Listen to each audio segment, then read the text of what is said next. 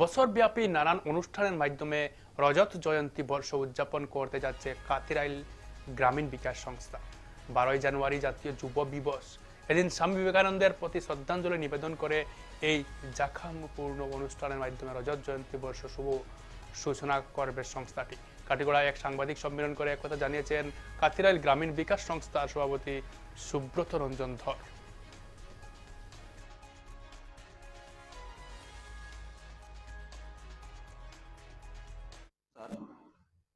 12 জানুয়ারি 2025 বছর পূর্ণ হয়। এই উপলক্ষে আমরা রজত জয়ন্তী উদযাপন উপলক্ষে কিছু কার্যসূচি হাতে নিয়েছি। বর্ষব্যাপী আমাদের কার্যসূচি।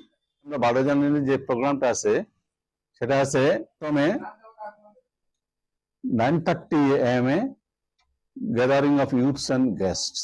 10টার সময় আমাদের ক্লাবের ফ্ল্যাগ হোস্টিং এবং স্বামীজির প্রতিকৃতিতে মাল্যদান। 11টায় আমাদের একটা ইম্পর্টেন্ট প্রোগ্রাম, সেটা হল এন্ট্রি ডাক এবং